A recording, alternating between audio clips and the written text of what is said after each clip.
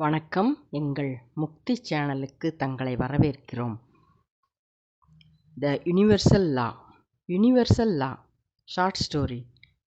ஒரு காலத்தில் நமது சூரிய மண்டலத்தில் சூரியன், சந்திரன், செவ்வாய், புதன், வியாழன், வெள்ளி, சனி ஆகிய 7 கிரகங்களே இருந்தன.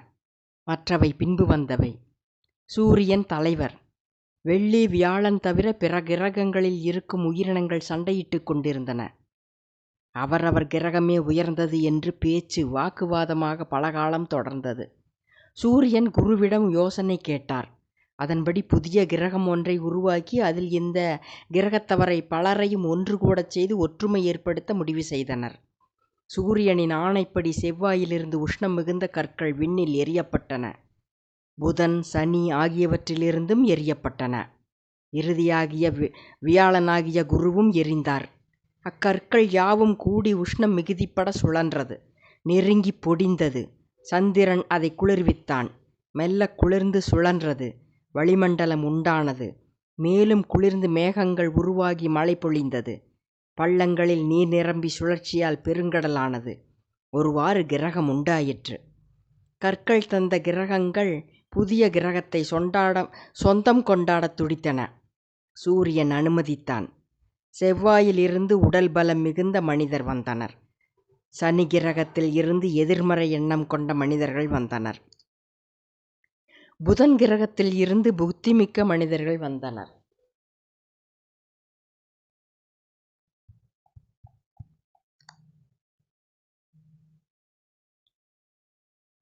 சூரியனின் உஷ்ணமும் சந்திரனும் குளிர்ச்சியும் புதிய கிரகத்தில் புதிதாக வந்தவர்களுக்கு வாழ்வுச் சூழல் தந்தது.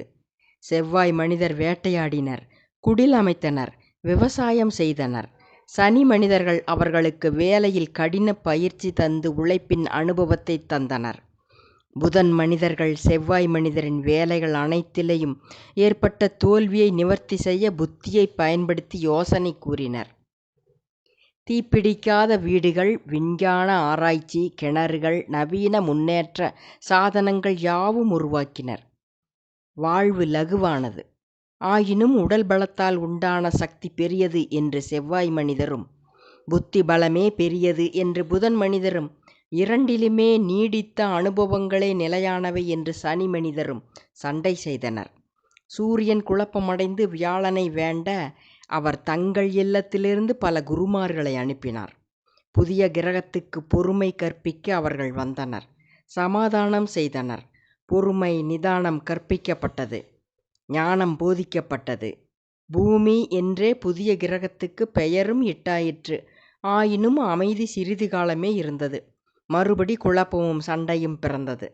சந்திரன் முன்வந்து சனியிடம் வேண்டி அவர்களின் ஆயுளை குறைக்கச் சொன்னான். அதனால் சீக்கிரமே உடலை விட்டு அவர்கள் சந்திர கிரகத்துக்கு அழைத்துச் செல்லப்பட்டனர். அங்கு இளைப்பாறினர். பலகாலம் கழித்து எழுந்து பழைய நினைவு வர முந்தைய வாழ்வின் அனுபவத்தை கொண்டு நல்ல தீய சூழ்நிலைகளில் அவரவர் நடந்து கொண்டதை பொறுத்து மறுபடி பூமிக்கு அனுப்பப்பட்டனர். இவ்வாறு பலமுறை அனுப்பப்பட்டும் அவர்கள் யாவரும் ஏற்கனவே அவரவர் கிரகங்களில் இருந்தபோது அடைந்திருந்த நிலை கூட இல்லாமல் அமைதி இழந்து இருந்தனர். அவர்கள் தங்கள் கிரக நிலை அனுபவம் உணர்ந்து அதிலிருந்து மேம்பட்டு புதிய கிரக மனித கலப்பு அடைந்து அதிலும் அனுபவம் அடைந்து மிகுந்த பக்குவ நிலை அடைந்த பின் வேறு உயர் சக்தி மண்டல கிரகங்களுக்கு அனுப்ப அவர்களை தயார் செய்யவே சூரியனும் சந்திரனும் வியாழனும் சனியும் கூட படாது பாடுபட்டனர். ஒன்றும் செய்ய முடியவில்லை.